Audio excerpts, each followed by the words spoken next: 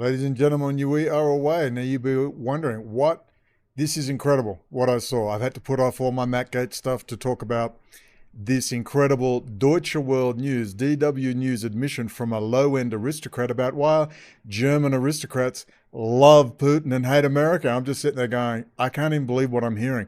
They're actually telling the truth. It's incredible. We're going to talk about Hofjuden and Stalin's Jews and all sorts of Jews and Severblocker and just things you probably haven't heard of before to explain how German Jewish intellectuals like Heinz Kissinger and Amartya Etzioni can be traced all the way back to the Hofjuden and German aristocrats and why they all love Putin and they're not going to say it, love Bibi.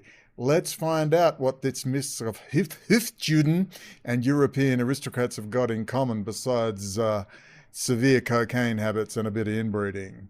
Let us attend.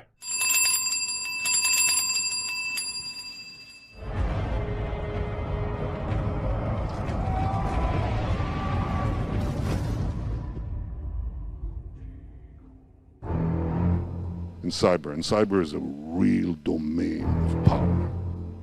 In cyber is a real domain of power. Oh my, I thought I'd go black tonight. Black? What do you think? It's kind of contrasty, it really stands out. I quite like it. It's simple. Brings the blue out of my eyes. Sorry, there's been some private jokes that I do with Hitler, blue-eyed devils, and other things. And I have a license to say black and make black jokes. If you watch the Fast Show, do you know what I'm talking about? Black, the artist? I'm not going to show you. I'll show you another day. Anyway, what I'm going to show, I couldn't believe what I saw. I couldn't believe it. I just went, what the fuck? But before we do, Mary's out and about. Let's see Mary Silva. Mary Silva? I thought she's from Boston. Sorry, I don't do a very good Boston accent, but Mary Silva, you will know Mary. Here's Mary. She's off. Mary Silva. You remember her? Hi, guys. This is Mary Silva. I just did a long day at work. Saw like 25 patients. Mary's running for Congress and has been handing out a ton of stuff. Let's just quickly look at what she'll be handing out today at the big I said Russian Republican Convention. I meant Republican Convention. They actually been quite friendly to her and very helpful up there in Seattle, Washington. There we go. I was about to say sorry for taking so long, but I was on the pause button, so it's only been a second. So Mary will be handing these out at a later thing because handing out flyers is so difficult for people to do, as we all know. And I see Mike Gill has another victim I'm going to chat to, but I don't really want to talk or think about Mike Gill anymore and just keep moving forward. But I will give the guy a few tips. So that's Mary doing crazy stuff like leaving her home, engaging in politics. Why do people bother? Let's just sit at home and sell coffee mugs and T-shirts like everyone else. Now, let's get her up here. Lots of people hearing today, but anyways, I'm on my way to Spokane. It's about 7:20 at night, so I'll get in like midnight. And then we'll burn the candle at both ends. So tomorrow we'll be at the state convention. And what are you doing that for, Mary? It's just so stupid. Start a podcast. Talk about men who think they're women. Get a husky and post husky videos. Huskies are cute and they're so funny. What's wrong with this woman? She's mad. I have a lot of materials that I will be handing out there. And I plan to, get face-to-face with delegates and just talk. What's the point of that? That's madness, getting face-to-face with delegates. What's that going to do? This is sarcasm, people. About the issues of the backdooring of our critical infrastructure. I mean, it is, I think, the number one issue we need to be focusing on. It affects our elections. It affects, our ability to heat our... It affects elections when you've got Albert sensors from Amit Dioron and Unity 200 to help you out program a hostile foreign country handling your election machines. I mean, come on, America. This is getting beyond a joke now. Homes and have electricity. It affects our safety in aircraft. It affects everything. So if people understand this issue, I truly believe we will be safer and freer. So that's what we're doing today, and we will talk to you later. Bye. God. Oh, thank goodness that's better. I can't watch silly women think they're changing the world. I want to watch a man in his boxer shorts with his legs spread wide apart telling me how it is. I don't know why it's taking you so long. Christian men. Even as a Muslim, even as somebody who's recently reverted, it gives me genuine happiness to see the Christians finally angry about something. You have gay preachers, LGBT drag story hours at your fucking churches. You sit around and turn the other cheek. You have no cheeks left to turn. There's nothing in this world without masculine rage. Tell us about, I don't know, Israel, high technology. Maybe you had plenty to say about the ship, but all he wants to do is spread his legs, show his little dick, and you know. The bottom line of everything. Think they're women. No... It's almost like these fake narratives that they give a fucking retard with his little dick in my face, like something to yell about. I don't know. What do you think? Sounds like a psychological warfare technique. Country without men who are prepared to get angry and defend it. There's no idea. There's no house. There's no religion without masculine rage. No, there's no women you can stick diamonds in their vaginas and send them to Dubai to launder drug money and beat the shit out of them and deal drugs. I mean, geez, pious Muslim. I think it's in the Quran somewhere. Maybe it's in a hadith. We'll have to find that. They've bred it out of you. And for the first time in a long time, we see Christians finally angry about something. The reason your religion is failing is because this whole bullshit of tolerance and sitting around turning the other cheek is making you globally mocked. You're seen as weak. This is exactly what the world needs. There has to be a line where you say no. We will not accept. That's how we ended up in this position in the first place. Oh. You don't like them? Oh, thank you, Andrew. Men think they're women, the fags and globo homo and the trannies. Are you sure, ladies and gentlemen, are we sure that someone's not trying to distract us? Maybe Andrew Tate with all his Adderall-induced cocaine rage, with his replacement dick in his cigar, with his legs spread in front of us. Maybe he can do something like, I don't know, tell us all about Heinz Kissinger, tell us all about Tavistock, tell us all about psychological warfare, tell us all about interactive internet activities, tell us all about Patrick Berge, tell us all about Millie Weaver and Shadowgate and Gavin Wince, our NATO OTAN French lodge warrior. Tell us about all sorts of things. Tell us about Microsoft being core-coded in Israel. Tell us about Intel Corporation. Isn't it amazing that these people that are cross-promoted whores, little whores with their little dicks hanging out of their little boxer pants, in his little car, and he's raging against trannies and globo homo, basically. Anyone would think this man of high intelligence is always claiming how fucking smart he is. Isn't it incredible? It's just one big carnival barker bullshit roadshow. They put up, oh my God, look at this. The aliens want you to wear a pink ribbon around your dick. And Alex Jones slams his fist down. I will not wear a pink ribbon around my dick. And he'll write a book about it. And I don't know, it's like it's one big distraction. Anyway, let's move on and get to German aristocrats and their love for Putin and hatred for America. You're going to love this. Here it is, ladies and gentlemen. How big is Russia's spy network in Germany? Now, I want you to just put all this in terms of how big is Russia's City of London spy network in Germany. So when they talk about these things, what they're actually talking about is the City of London, not right, even though it's coming out of Russia. Russia has no capacity to spy or China without the privatized Kissinger and Associates type network, the private networks, roundtable groups, foundation funded, that are in every single country. But we'll talk first about Putin's biggest German spy. Putin's biggest German spy is his best friend Gerhard Schroeder, the former German chancellor with Evelyn de Rothschild. You will never see, he's definitely got a double. You will never see Putin more happy when he's speaking fluent German and he's hanging with Gerhard Schroeder, because Vladimir Putin is not a Russian spy penetrating Germany, penetrating deep into the anus of Germany. No. Germany is deeply penetrating into the Russian people with their asset. City of London, Frankfurt schoolboy asset, Vladimir Putin. You will never see Vlad happier than when he's hanging with Gerhard. Never, ever. They are like little schoolboys, and whenever you see, just go and find Putin speaking his fluent German. And he had dealings with the old Baader Meinhof gang in his day as the KGB over there. You will never see him happier. No, you will never see him smiling like he's so joyous. He's like a little school lad with his best Frankfurt schoolboys forever. There they are, good old Mitterrand. all in bed with Evelyn de Rothschild. There's Vlad and, oh, can I control Eurasia? No, let's give it to Vlad. Let Vlad have a go. Come on. You know, there they are, Frankfurt School, City of London boys. Look at them. Oh, my goodness. So as we watch about the spies, remember, Gerhard Schroeder is the biggest City of London spy of all. We'll talk about the Hofjuden German Jews mixing it with aristocracy in a minute.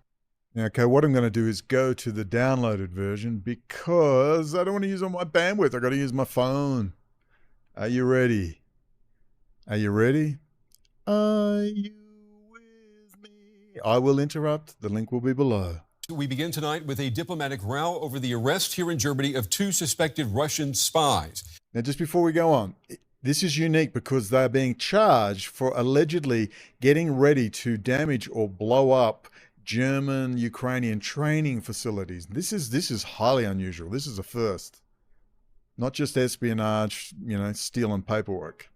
The German-Russian dual nationals were detained in the Bavarian city of Bayreuth this week. Now, they're accused of planning to sabotage German military support for Ukraine. Authorities say that U.S. military bases here in Germany were also targeted. The Grafenwohr military base in Bavaria. It is here where American soldiers train Ukrainians how to use battle tanks. And it was, according to Spiegel magazine, the prime focus for one of the men arrested on suspicion of plotting an act of sabotage. Our security services have prevented possible bomb attacks intended to damage and undermine our military assistance to Ukraine. This is especially a serious espionage case for Putin's criminal regime.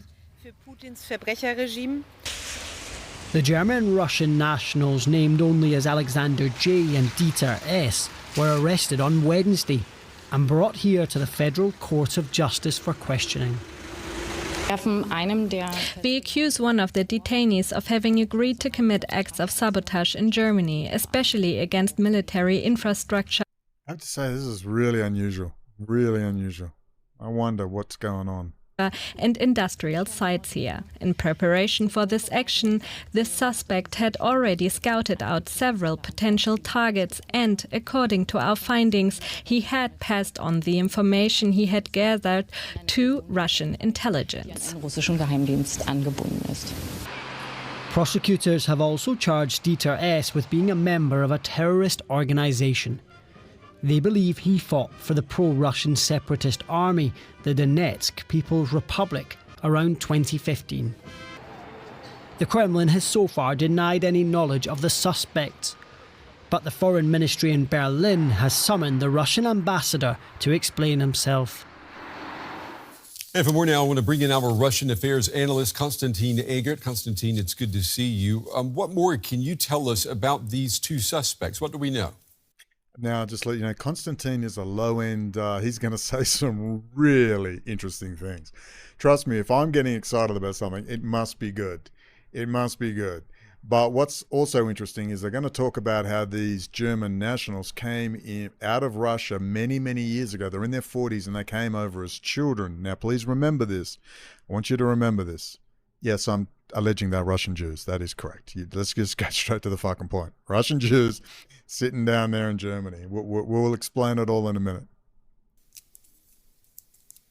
Well, we know very little, but I can tell you, Brent, I think this is a very, very important, I don't want to use the word sensational, but very important investigation and arrests, because it's not only, at least judging by the Federal Prosecutor's Office words, it's not only about espionage. That was normal and that dates back to, decades of the Cold War. It is about actual acts of sabotage that were planned, or at least people were trying to facilitate it. I'm not at all surprised that these people have some kind of, evidently, with 2 passports, some kind of Soviet or Russian or post-Soviet rather background. They're both about 40 years of age. So that means they were probably brought to Germany, I suspect so, we don't know, as a lot of them, as children. There are hundreds of thousands, not more than 1 million of such people in... You do know who they are, don't you? I'll tell you in a minute.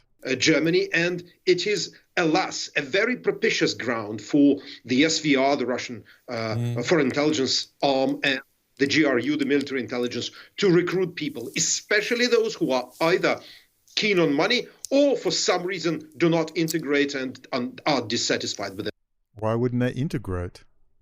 their life. Yeah, what you describe here is fertile ground here in Germany for the Russian Secret Service.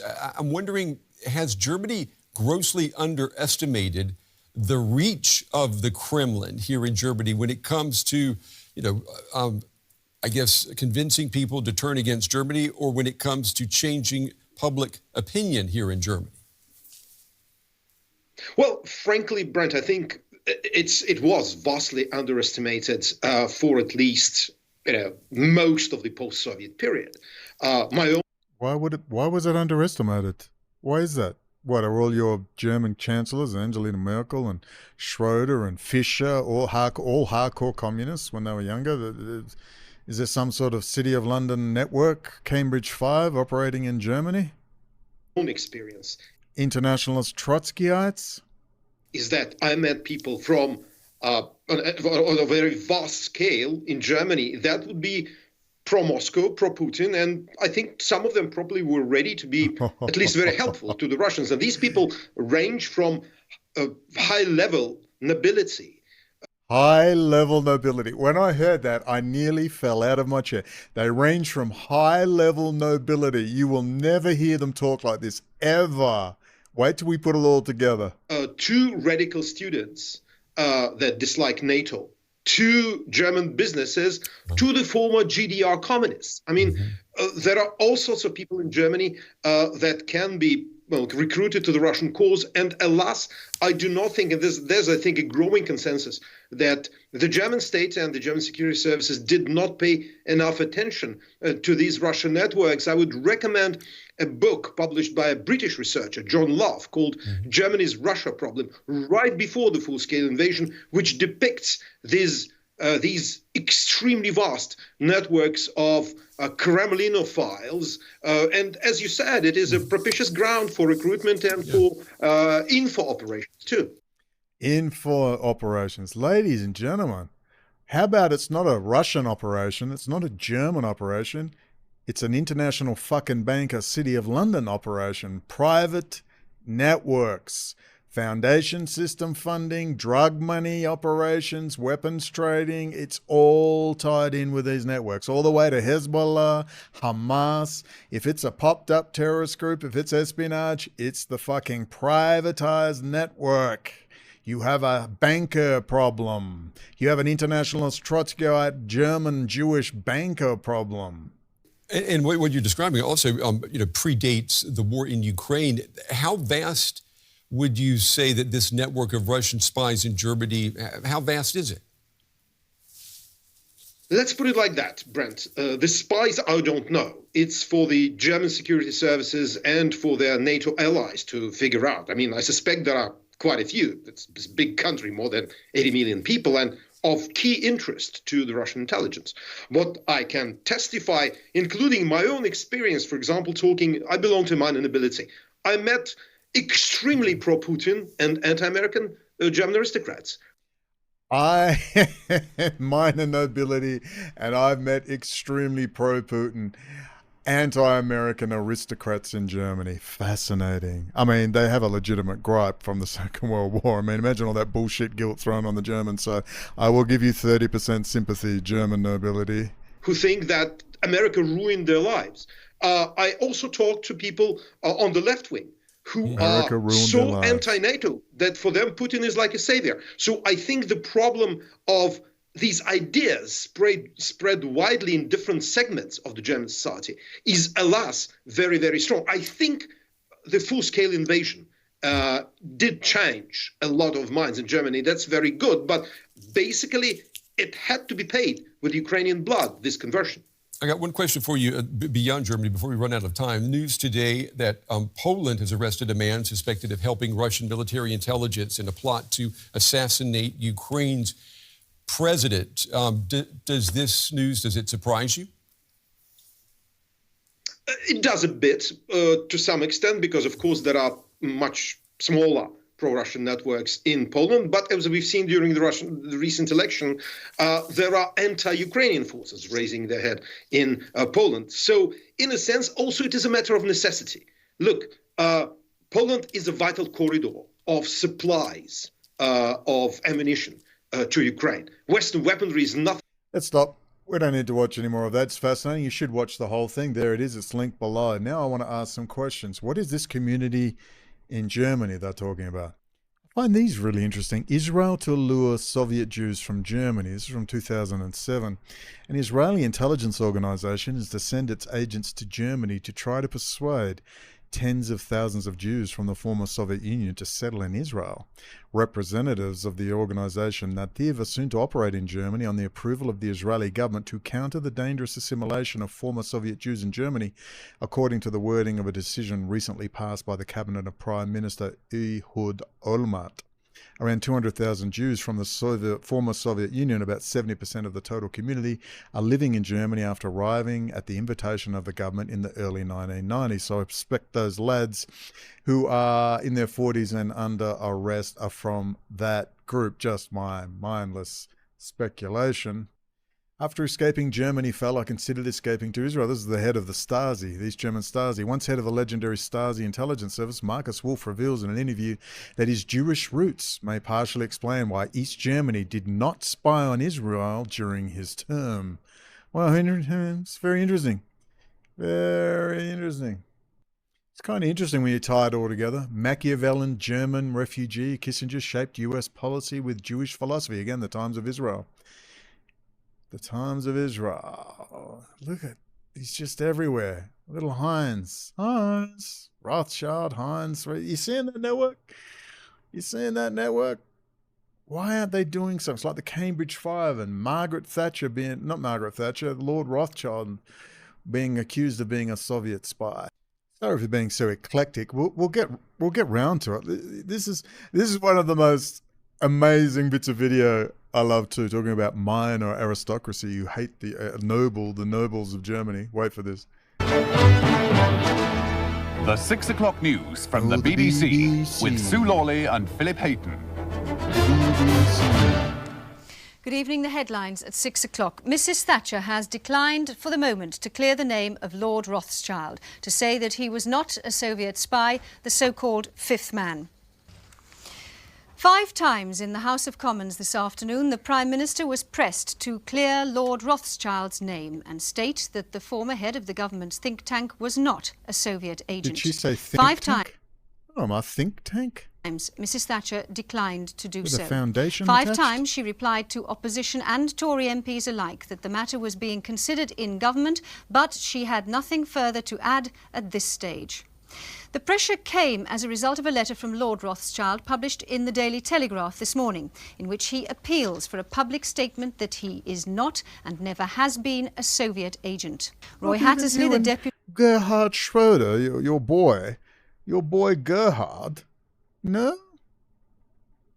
But see, he's telling the truth, ladies and gentlemen. Lord Rothschild, a humble man, unlike the British aristocracy, a humble man, common peasant folk. I mean, he almost said that his son, Lord Jacob, or is that his uncle? We were but humble peasant folk, and my nephew went to Eton, and he was brutally, racially assaulted, called a downright Jew. The Serenus had to see his cocaine dealer for 2 weeks. But what's so fascinating is when you understand they're not Soviet fucking spies. They're international Trotskyites who happen to be propping up their little creation over there in Soviet land, or propping up their little creation in fucking China. That's the point. They don't work for the Soviet Union. They don't work for the communist movement. They fucking fund it and own the fucking thing. That's the point. You know what about Lord Rothschild? But he's being defended by the Labour Party because these are workers' hands. Labour leader called the Prime Minister's response extraordinary and preposterous. He demanded Lord Rothschild's name be cleared. Mrs. Thatcher repeated her answer. Oh, the Labour Party, the Democrat, the party of the workers, ladies and gentlemen. These are workers' hands defending Lord Rothschild. Do you not see it? It blows my mind. These are workers' hands. It's off a movie, Sunshine with Ray Fiennes. Should I find that scene? It's worth finding. Or we're getting distracted here, aren't we? We're not staying on track, but that's what I tend to do. Let me think. Let me press pause and think. Shall I find it? No, I can't be bothered. But these are humble peasants, working class trillionaires, ladies. Working class trillionaires, barely getting by. Just a little spying here, a little espionage over there. What's your problem? Come on. Come on now, what's your problem? This Gerhard. We're all in this together. Gerhard Schroeder with Evelyn DeVries. Just humble peasant folk trying to make do on the European continent, down to their last 7 castles, being harassed. It's outrageous, ladies and gentlemen. Ladies and gentlemen, these are not Soviet assets. These are assets of the City of London, internationalist, Trotskyite, Bolshevik, Oedigean planetary takeover cartel. They are part of a private man in Armani suit, Frankfurt School, City of London takeover gang. They belong to no one. They are actors. They have a director, they have a producer, and they have a script. Okay, ladies and gentlemen, let us attend to the Hofjuden, court Jew. Shall we? Whoops, pressing too many buttons. There we go. Court Jew will attend to the brilliant Wikipedia. It shall keep us fully informed, ladies and gentlemen. In early modern Europe, particularly in Germany, Heinz, a court Jew, Hofjew, or court factor, was a Jewish banker who handled the finances of or lent money to royalty and nobility. Were they minor nobility? Aristocrats by chance who happen to hate America? In return for their services, court Jews gained social privileges, including in some cases being granted noble status. What was that guy said again? The war in Ukraine, how vast would you say that this network of Russian spies in Germany, how vast is it?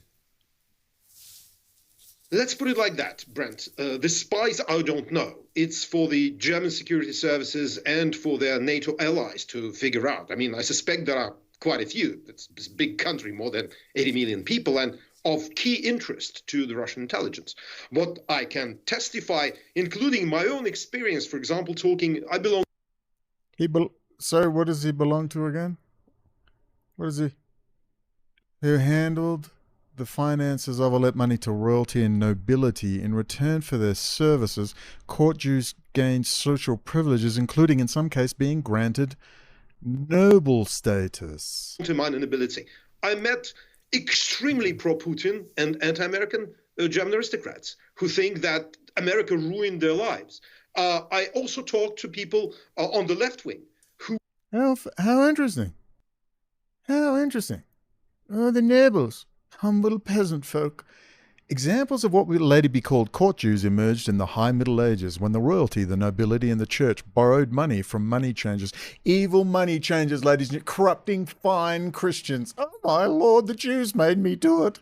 From money chambers or employed them as financiers. Among the most notable of these were Aaron of Lincoln and Vivellian of Strasbourg. Jewish financiers could use their family connections to provide their sponsors with finance, food, arms, ammunition, gold, and other precious metals. Oh, seems nothing has changed, Lockheed. The rise of the absolute monarchies in Central Europe, and they are very upset at America, I might add, the monarchies, these nobles, these humble peasant folk. The rise of the absolute monarchies in Central Europe brought many Jews, mostly of Ashkenazi origin, into the position of negotiating loans for the various courts. They could amass personal fortunes and gain political and social influence. Oh, they could amass personal fortunes and gain political and social influence. My. However, the court Jew had social connections and influence in the Christian world, mainly through the Christian nobility and church. Due to the precarious position of Jews, some nobles could ignore their debts. If the sponsoring noble died, his Jewish financier could face exile or execution. So he stood, corrupting fine Christians with evil usury. The Jews made me do it. The most famous example of this occurred in Württemberg in 1737-1738, when after the death of his sponsor Charles Alexander, Joseph Oppenheimer was put on trial and executed. In an effort to avoid such fates, some court bankers in the late 18th century, including Samuel Boreikendorf, Mayer Amschel Rothschild, and Aaron Elias Singelman, successfully detached their businesses from these courts and established what eventually developed into fully fledged banks. Well, ladies and gentlemen, they printed fucking money out of thin air and bought the whole fucking planet. But we all know it's the Jesuits and the lizards. It's the Jesuits and the lizards, lady. Anyway, fine, upstanding Christians, evil Jews, made them watch porn, made them borrow money. How long, Lord, shall we suffer this evil? We are humble Christians being corrupted. Yes, I'm playing a joke. Blame it on the Jews. I always do. Or your mother, or the wife. Reminds me of this quote by Alan Dulles in his book, The Craft of Intelligence, we quoted earlier. One of the greatest intelligence services of the 19th century. They weren't just bankers, ladies and gentlemen. They ran intelligence services. Maybe one of their employees is Vladimir Putin and Gerhard Schroeder and Jacob Rothschild, or not Jacob Rothschild, whichever one he is, Nathaniel. One of the great intelligence services of the 19th century in Europe was maintained not by a government, but by a private firm, and nothing's changed. Now they own the military-industrial complex. They own the banking and the finance. The banking house of Rothschild, isn't that right, Jeffrey Epstein? There was a precedent for this in the activities of a much earlier banking family, the Fuggers of Augsburg in the 16th century, who built up a sizable financial empire, lending money to impoverished sovereigns and states. As did the Rothschilds later. That the Fuggers made few errors in the placement of their investments was in large measure a result of their excellent private intelligence they gathered. The Rothschilds, however, once they had attained a position of some power, benefited their clients as well as themselves by their superior intelligence gathering abilities. And now they've got AI, ladies and gentlemen. Oh, yes.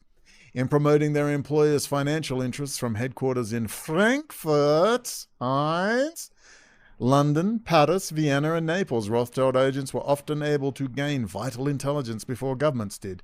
Blah, blah, blah. The Suez Canal, this Prime Minister of England, Disraeli, blah, blah, blah. Pause and read yourself. Getting back to Jews, prohibited from nearly every... Are you getting what I'm trying to do here?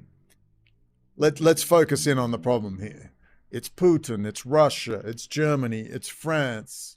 It's this. No, it's an international banking and financial guild, trading guild, East India Company of whatever the fuck a Jew is, whatever they're self-identifying as today, race, ethnicity, religion, Tanakh, Talmud, I don't fucking know. So just let me quickly explain what the elite Jews, and they are fucking Jewish. They consider themselves Jewish hardcore. They can't go through life without identifying as Jewish. They believe they are literally the offshoots of the Nephilim. You'll have to read your Old Testament, communist comrade friends. These are workers' hands. We're going to watch that together. We're going to have a popcorn and beer night. We're going to watch Sunshine with Ray Fiennes. These are workers' hands. More Jews came back from the camps and went in. You have to watch it. It's fucking hilarious. Anyway, they believed, see, the Nephilim had a big space battle, all right? There were a bunch of races. There was probably Asian-looking aliens and black aliens and white aliens, roughly. And they had a big space battle, all right? And they ejected from their space machines and landed on the Earth. They were very tall, the Nephilim, about 7 feet tall, and they mated with the beautiful female women. It's in the Bible, but they don't have space battle. They just were angels that came down from heaven.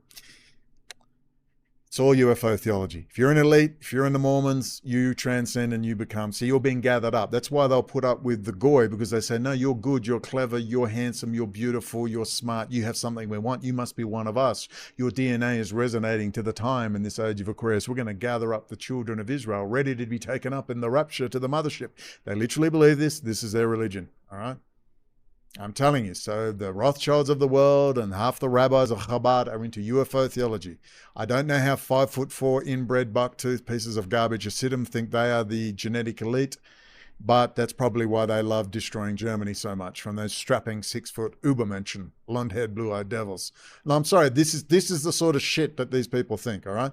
And that's why they like marrying into very beautiful women, because they want to improve their genetics. Because look, they've been stuck in with the rabbis, forced into these ghettos, having sex with cousins, and this is what happens. That's why I have so many genetic diseases, emotional and mental health problems. Literally, they know this. That's why they try to marry outside. They know it has to stop, or they're all going to, die very young from these genetic imperfections. But that's what they believe. They believe they are genetic inheritors of human DNA and space DNA, alien life forms, ORH negative, all that stuff. They literally believe it. That's their religion. I'm just telling you. So when you talk about elite Jews have no problems killing off Hasidim, killing off Chabad, they consider them scum, a joke, they're just using them as an army. They are the brown shirts, okay? And they'll kill them off happily, all right? The elites wear suits. Some are strapping 6'4" German, blue-eyed, dark-haired devils, nobles, all right? Some are of all sizes. Some are African freaking Swahilis. The people at the top aren't really racist per se.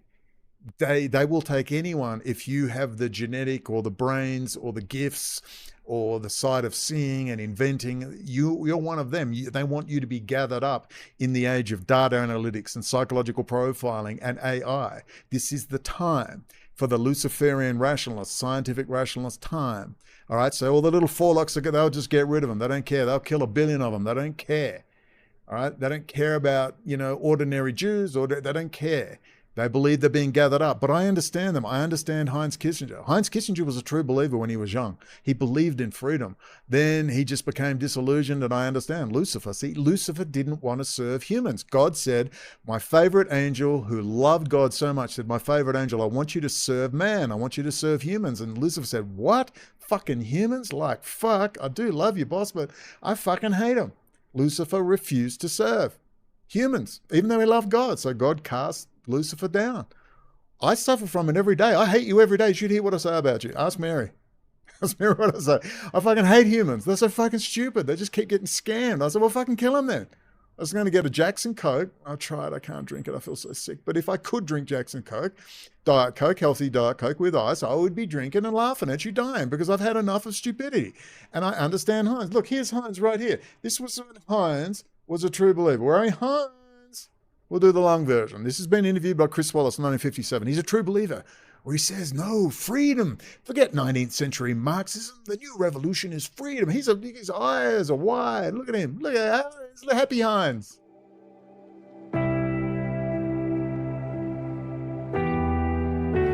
Well, you could argue that the identification of socialist and revolutionary is not a very good identification. You could well argue that a capitalist society, or what is more interesting to me, a free society, is a more revolutionary phenomenon than 19th century socialism. And this illustrates precisely one of our problems. I think we should go on the spiritual offensive in the world. We should identify ourselves with the revolution. We should say that freedom, if it is liberated, can achieve many of these things.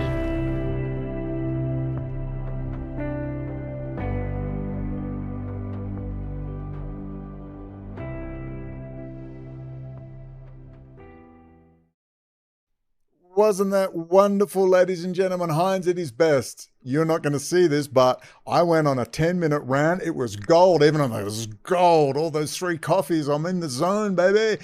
And I looked down and pause was pressed. So anyway, you saw Heinz, happy as can be. Happy, happy, happy. I'm pretty sure Heinz had a dalliance in Saudi Arabia and produced Sufyan. I'm pretty sure, because Sufyan's got that very dry presentation. You saw Sufyan the last time? Yes. I think Heinz was over there having a dalliance one day in your mum's pool. Sorry, that could be a little insulting to a Saudi, but anyway. So there was Heinz. So you got to understand, we have this thing of blood and fangs and Hollywood blood. Evil doesn't come with blood dripping fangs. It comes as a rational, reasonable solution to the problem. Probably a final solution. Sorry, I'm paranoid now. Have I pressed pause? A final solution. They come in suits, and they're very well dressed, and they're nice, and they're amicable, and you like them. That's why they love putting evil up, so you won't see the real evil that comes to you in what? Rational, scientific rationalist, Luciferian thinking. Remember, Lucifer was God's favorite angel. Lucifer loved God. Then God said, listen, I want you to go down and serve man, serve humans. And Lucifer said, no way, fuck humans. I ain't going to. God said, okay, I'm going to send you down to earth till you learn your lesson. And that's the Luciferian rationalist. It's a denial of feeling. It's a denial of femininity. It's the feeling that goes, I've been ordered to shoot all these Jews at Baba Yar, but your feeling feels terrible. I can't do it. I can't do it. Or you go, oh, well, I've got to shoot 30,000 Jews, men, women, and children, little babies with a gun.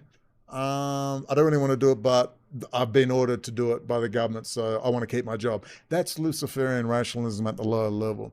Look, they're managers. These people are managers. They believe they are descendants of Nephilim, the 7-foot angels, when they had a big space battle up there, who came down to Earth and mated with the beautiful women, and that's where they believe we get ORH negative blood. They still can't quite explain ORH negative blood, which I have, by the way, so I want a bit more fucking respect from you all. I may well be your better. One of them, maybe one day I shall ascend and make Alia to the Rothschild mansion, perhaps in France, a little more sophisticated. Do you understand? These people are angels of light. They say, look, Brendan, we've got to cull the population. It's in the movie Kingsman, where they have a perfectly rational explanation. We have finite resources. We've got a huge base. Demographics is destiny. We can't just keep having old people getting older. They need to be looked after. We don't know how long the robots will take. We're going to have to cull off a large section of our elderly population by, I don't know, a virus or something. And, until we get everything right, and we want to get the best of the best out of scarce resources. We won't be on Mars in a permanent base till perhaps the end of the century, because we've got to get AI and data analytics happening, and that's not going to happen until we get more real-time data and quantum computing. That's not far away, actually. And once we get people in smart cities, we can monitor everything they do in real time, and we'll put sensors, like we'll pay you more universal basic income, and you'll get more privileges if you take real-time sensors like blood pressure, heart rate, blood sugar, brainwave activity. The more sensors, what they know is this: the more real-time sensors they have, sensors of every kind. I don't know, Albert sensors with Amit Yoran and Unit 8200. They want sensors everywhere at all times. They want to measure solar radiation light. They want to measure cloud density. They want to measure oxygen levels. They want to measure the color of the fucking dirt outside my door. They want to measure how much concrete production. They want to measure your hair color, how many strands of fucking hair, color of your fucking iris given the light reflected at noon. I'm not joking. We're talking millions and millions and billions and billions and billions of computations. That's what they want out of AI, but real-time data is a must. They want the metaverse. That joke you saw at Facebook and the metaverse, that's just the beginning. They got to have it for the AI. Once you get AI and you can simulate the universe, everything revolves around AI and simulating the universe accurately. In 2010, they could simulate coffee molecules. That's it. Real simulation. Like they could say, that is exactly how a coffee molecule, that's what they're doing with those giant supercomputers for how pharmaceuticals react, and material science. When you put materials together, you might spend 20 years trying to get just one material, but if you can do all that research in a little computer, a quantum computer, do you realize the power of that? Instead of 100 years of development, you could get it in 5 years. We will never leave this planet until we have AI, quantum computing. And that's the plan. The question is, did anyone fucking ask you? And the answer is no. They're doing it all on the sly, and they've got their little insiders in there, and part of that is to cull off the useless eaters. Instead of getting together in an age of cooperation, instead of endless competition, that's what you saw with Steve Jobs and Apple, how we set different departments against each other. Apple, fucking Intel, fucking AMD, they're all owned by City of London. It's all the same company. This is artificial competition till they get to that 0 point of quantum computing, AI. That's what they want. Psychological profiling. So their view is, you are a Jew, you are a descendant of the Nephilim. They want the best of the best. Okay? And they love fighters. Oh, they fucking adore me. They fucking adore me at the top. Young Mustang, we're going to get him mated with some blonde-haired, blue-eyed, beer-serving wenches in Germany. You think they're all about Jews as a race. Yeah, they are, but they believe the racial component is that your DNA is now resonating in the age of Aquarius as Pluto moves into Aquarius. They're prepared for this time and they believe you're going to resonate and you're going to show yourself. And through the data analytics, they will map out their 144,000. That's what they fucking believe. I'm sorry. I'm just telling you what they believe. If you do not understand how trillionaires think when you've got everything you want, you fuck 50 women in an orgy or men or boys or whatever you're into, they're bored off their titties. So they got to take over the world. That's what you do when you've had everything else. You and I paid my bills. It's not too hot. I go for a walk. I have apple crumble with cream and ice cream. Oh, yes. Oh, yes, baby. You see me walking around like I'm king of the world. And I got a thick steak from the butcher. Yeah, fuck, I'm fucking stoked. No, they're bored off their tits. You take over the fucking world. You start doing crazy shit. You start hanging yourself, taking different drugs, and maybe flying out a window because you're so depressed because they're all microdosing. They're all on Adderall, amphetamines, and, you know, pharmaceutical quality drugs. All right, they're not drinking baby's blood. Clearly, you've never had a good dose of methamphetamine, have you? All right, or good high quality cocaine. And if you did, that's what they're all on at all times. Look at Musk, who's going to be arrested soon. That's all falling apart. SpaceX is a fucking laughing stock now. Tesla's a laughing stock. They're never having full self-driving. It's just getting worse and worse. And we're just counting the seconds until he's finally arrested for the giant fraud. But of course, he's just a front man for others. But anyway, this is how it works. You've got to get out of the fangs and the baby's blood and the child sacrifice. This shit goes on. Let me tell you, it goes on without Jews and without elites. People are doing it in their homes right now. Kids are being beaten, bashed, murdered right now. Are you going to run down to your child protection unit and start being a foster carer because you care about the children so much? No, you're not. It's just fear porn and porn show for you and something to talk about with the girls or the guys at work when you're bored off your tits. All right, let's get things straight. They love Hollywood shit. It's just men in suits. We are the morons. The Jews made me watch porn. We're all sitting around selling coffee mugs and T-shirts because what really happens is this: Jews, and I'm talking about at the top here, because they consider themselves Jews. You know, there might be a fucking Swahili witch doctor. If he's got something useful, he's a Jew.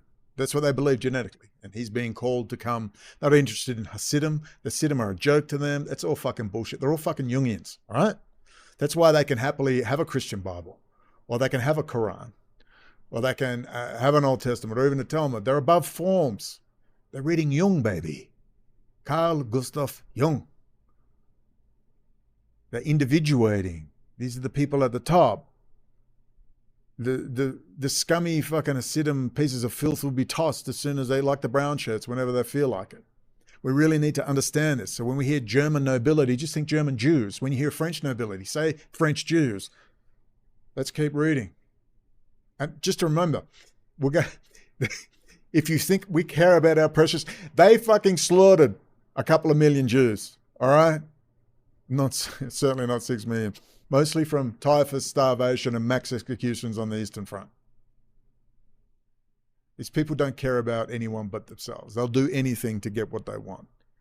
Prohibited from nearly every other trade, some Jews began to occupy an economic niche as moneylenders in the Middle Ages, while the church condemned usury universally. Canon law applied only to Christians, meaning that Jews were allowed to lend money at interest. Eventually, a sizable sector of the Jewish community were engaged in financial occupations, and the community was a financially highly successful part of the medieval economy. They were German nobles. The religious restrictions on money lending had inadvertently created a source of monopoly rents. Well, in the age of rental properties these days, monopoly rents causing profits associated with money lending to be higher than they otherwise would have been. By most parameters, the standard of living of the Jewish community in early medieval period was at least equal to that of the lower nobility. However, despite the economic prosperity, the community was not safe. Religious hostility manifested itself in the form of massacres and expulsions, culminating in the repetitive expulsion of all Jews from various parts of Western Europe in the late medieval period. Rightly so. You're corrupting those beautiful young Christians with your usury. Oh no, they're making me borrow money. Oh no. Can you hook us in that?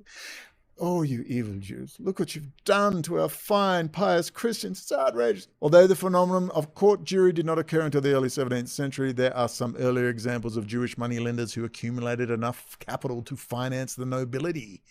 Among them was Jose of Gloucester, who financed Richard de Clare, 2nd Earl of Pembroke's conquest of Ireland, and Aaron of Lincoln, probably the wealthiest person in England, who left an estate of about £100,000. Also notable was William of Strasbourg, who in May 1339, just prior to the 100 Years' War, lent 40,000 florins to Edward III of England. By the 16th century, Jewish financiers had become increasingly connected to rulers and courts. Joseph Goldsmith of Frankfurt, also known as George Joseph zum Goldwyn Schwan, became the most important Jewish businessman of his era, trading not only with the Fuggers and Imnos, but also with the nobility and the church. In the early 17th century, the Habsburgs employed the services of Jacob of Prague, Joseph blah blah blah blah, and Moses of Goriska at the dawn of mercantilism. While most Sephardi Jews were primarily active in the West in maritime and colonial trade and slave trade, the I put that in, and slave trade, asked Professor Tony Martin, and Ashkenazi Jews in the service of the emperor and princes tended toward domestic trade. They were mostly wealthy businessmen, distinguished above their co-religionists by their commercial instinct and their adaptability. Court Jews frequently came into conflict with court rivals and co-religionists. The court Jews as the agents of the rulers, and in times of war, as the purveyors and the treasurers of the state, enjoyed special privileges. They were under the jurisdiction of the court-martial and were not compelled to wear the Jew's badge. They were permitted to stay wherever the emperor held his court and to live anywhere in the Holy Roman Empire, even in places where no other Jews were allowed. Wherever they settled, they could buy houses, slaughter meat according to the Jewish ritual, and maintain a rabbi. They could sell their goods wholesale and retail and could not be taxed or assessed higher than the Christians. Jews were sometimes assigned the role of local tax collectors. So we could go on and on and on and on and on. It's all very interesting bits and pieces. Which, of course, brings us back to this, when Scotland was Jewish. I'm going to read it again in case you're new to this. I read it in the last video. The popular image of Scotland is dominated by widely recognised elements of Celtic culture, but a significant non-Celtic influence on Scotland's history was perhaps been largely ignored for centuries. This book argues that much of Scotland's history and culture from 1100 forward is Jewish. Does that include the Glasgow Kiss? Boom! The authors provide evidence that many of the national heroes, villains, rulers, nobles, traders, Lucky the New, merchants, bishops, guild members, I'm sorry, I've just butchered a Scottish accent, I'm trying my best, Burgess, the ministers of Scotland were Jewish descent, their ancestors originating in France and Spain, and Germany too, I bet. Much of the traditional historical account of Scotland, it is proposed, rests on fundamental interactive eras perpetuated in order to affirm Scotland's identity as a Celtic Christian society. More accurate and profound understanding of Scottish history has thus been buried. This brings us on to other things. Oh, like, I don't know, former President Rouhani of Iran receives his PhD in Sharia law from a Scottish university whilst hanging out with Jack Straw and Lord Levi? Could that have something to do with this little tiff, little dialectical tiff? You know, two brothers having a little fight down there. Oh, I'm going to fire a missile at you. I will fire a missile at you. You better watch out. Your turban sucks.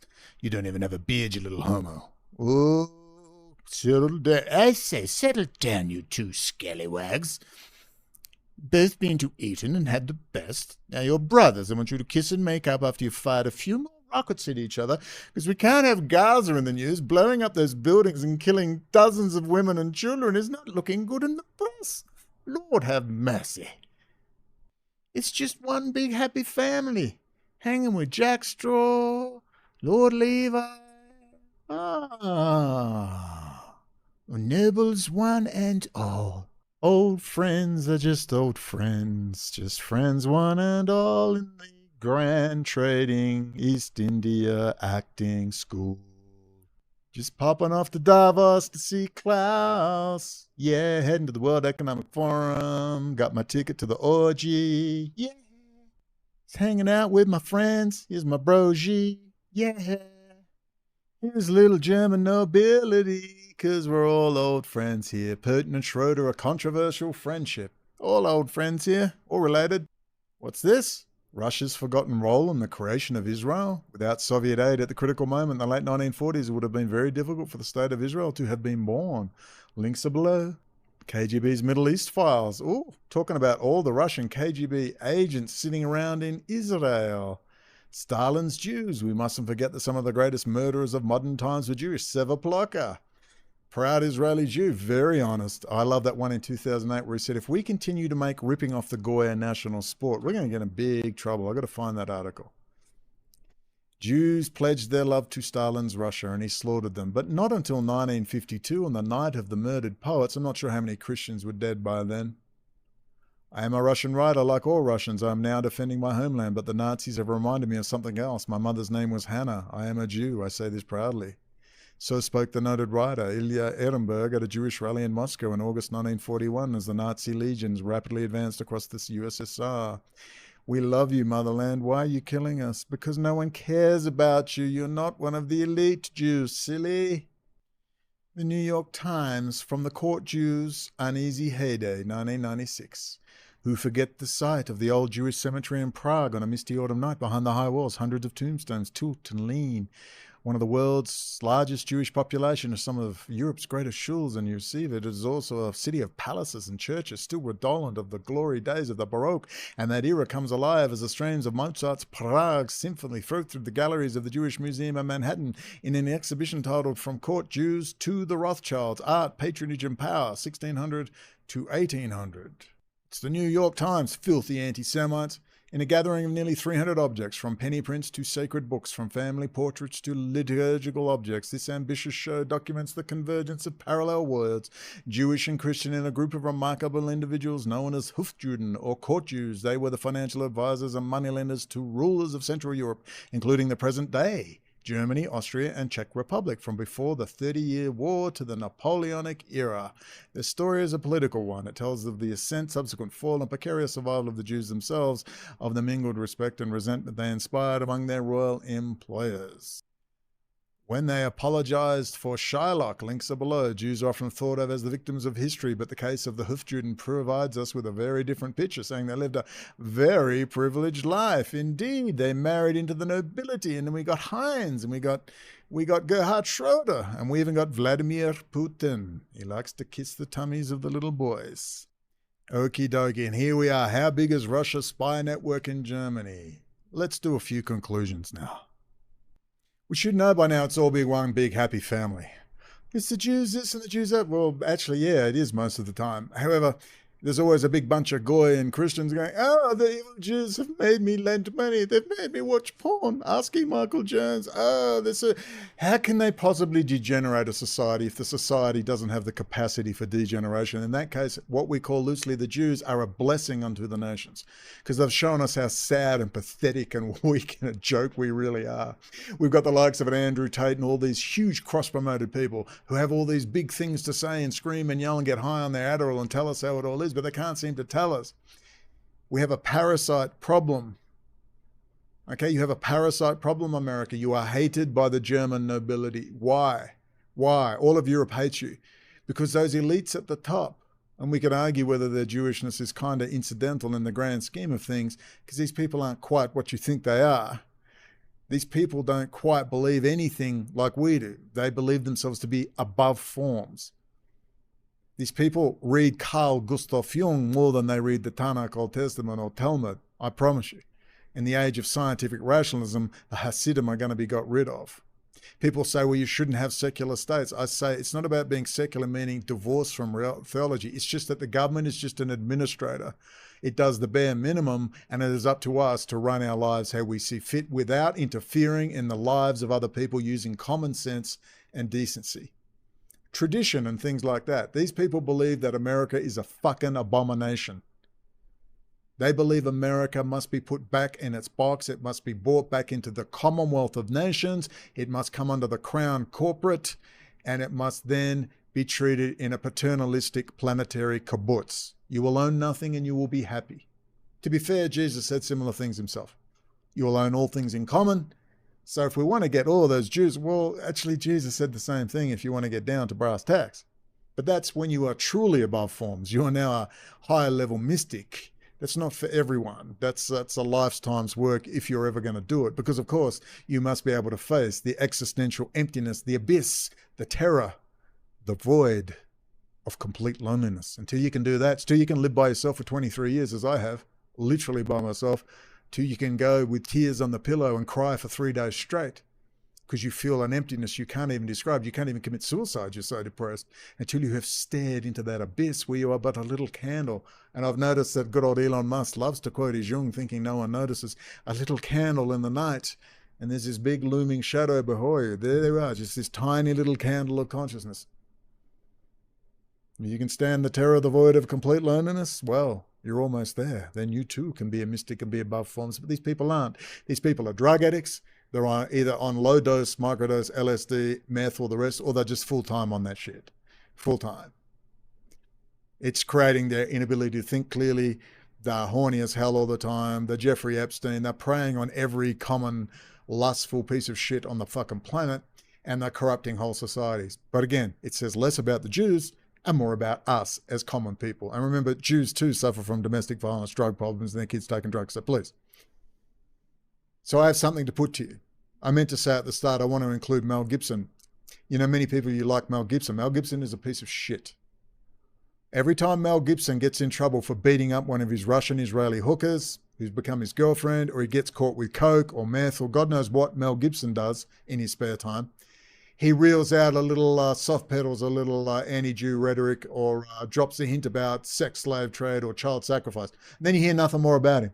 The man's a multi-zillionaire. He wants back into his little party. Mel Gibson's a piece of shit, because if Mel Gibson was actually real and actually a reasonable human being, you know what he would do?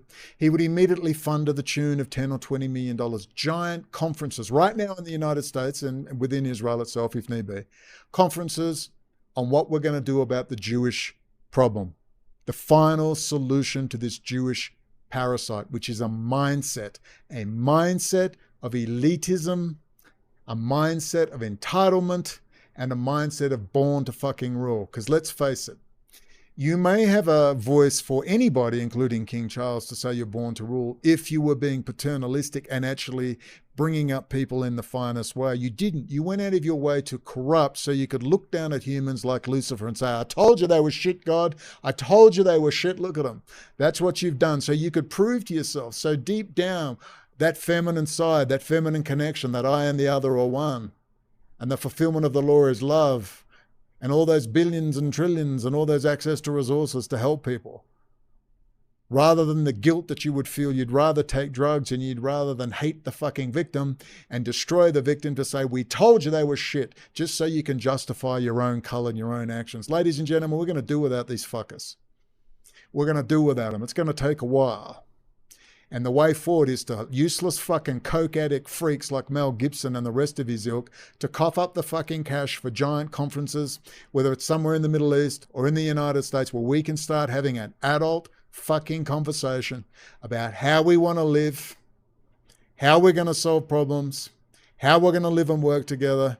And we can start with very basic education, which is how do they rule and corrupt? International banking, financial. Bolshevik revolution, which has its origins in Satanism, Luciferianism, which is I hate humans. I hate humans. That's where it lies.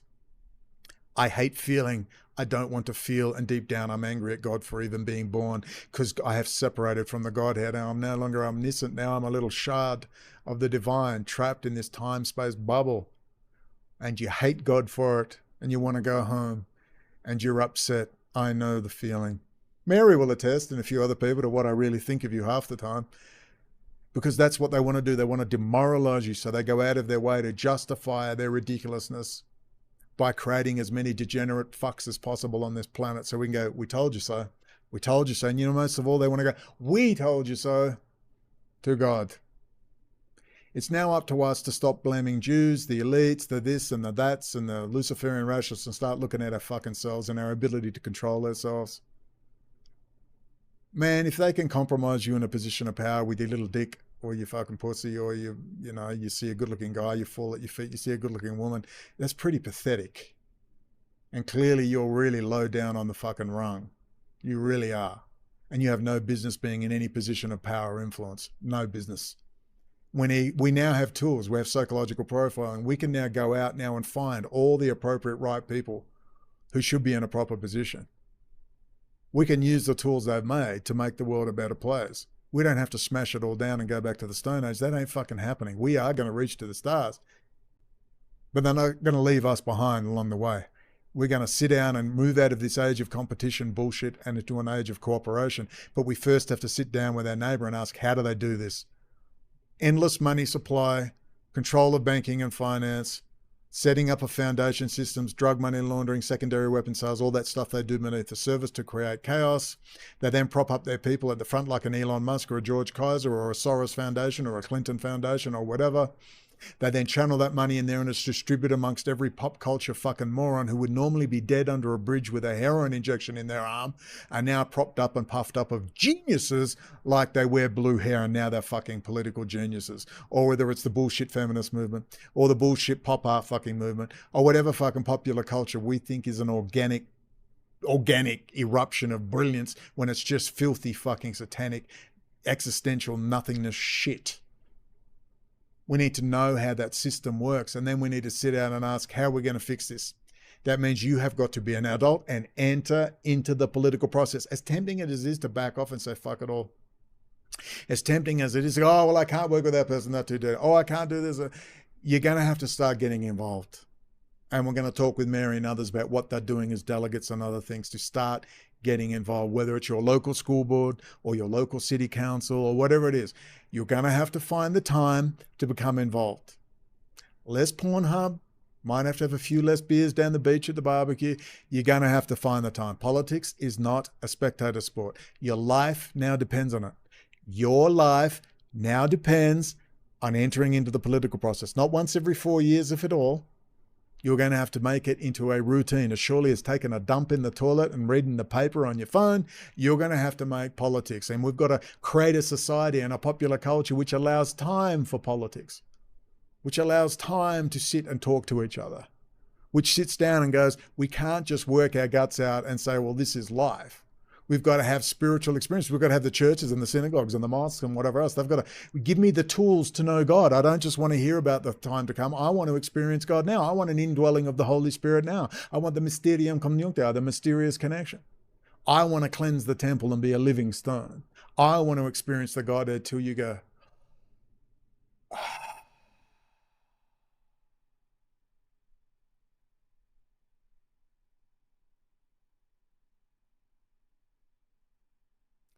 and you know God exists. And you know love is the fulfillment of the law. And that is the indwelling of the might only be for 2 or 3 minutes, but it will be a treasure that will give you energy and confidence for the rest of your life. And though you may get down and be miserable and feel like, fuck, am I ever going to get out of this shit? That's the little treasure that will keep you going through times. That is your land, and trim your wick. In the times to come, we're going to need it. So there will be many false Christs, many false prophets to come. The Joe Rogans will tell you about their new ayahuasca weekends away to attain spiritual enlightenment. Watch out. We're entering interesting times. Very interesting times. So we need to know information. We need to know history. And above all this, we have got to get together. Not just Jews, Christians, and Muslims. Everybody's got to sit down and go, if we don't do this right, there's going to be problems. We'll always win. The truth always wins. It's just a matter of how many fucking die, how much suffering there will be. We either go with the wise old man to the darkened forest voluntarily, or we will be dragged kicking and screaming. We need a whole new popular culture. We need a whole new way of being. We need time to sit and relax and think. We need time to do that. Klaus has pledged you will have time to do that in your beautiful smart city on the universal basic income. I wouldn't trust fucking Klaus and his German nobility court Jews as far as I could throw him, and he looks pretty heavy. Ladies and gentlemen, this was a quick one because I got all muddled up. I had a thing going with Matt Gaetz. They are the court Jews. Remember, they're going to fuck us all. And just like they all found in the gulags in Soviet Union, it was full of Jews. But I thought they had special gulags with special Jews. No, they came and they died and they froze just like all the fucking rest. And they're going to fuck us all if we don't sit down and get together. Number one, find me fucking Mel Gibson and bring me his head. Give us the fucking cash, Mel. You little whore, you little bullshit artist with your bullshit shit. Give us the money, all right? Instead of giving it to pay off everyone, you beat your latest Russian Israeli hooker up with your Israeli Defense Force bodyguards. Give us the money now to go out there and get conferences happening, high levels, and bring people together. Forget left-wing and fucking right-wing and ideologies. Jam your isms up your fucking ass. I want to sit down. 2 + 2 = 4. What goes up must come down. Sleep with dogs, you get fleas, and the rubbish will not take itself out in the morning. Ladies and gentlemen, I leave you with a great Bill Cooper on F. Scott Fitzgerald. Don't be a steak on the table. Be a human being. Talk soon. F. Scott Fitzgerald, quote, "The test of a first-rate intelligence is the ability to hold two opposing ideas in the mind at the same time and still retain the ability to function. One should, for example, be able to see that things are hopeless and yet be determined to make them otherwise. This philosophy fitted on to my early adult life when I saw the improbable, the implausible, often the impossible, come true."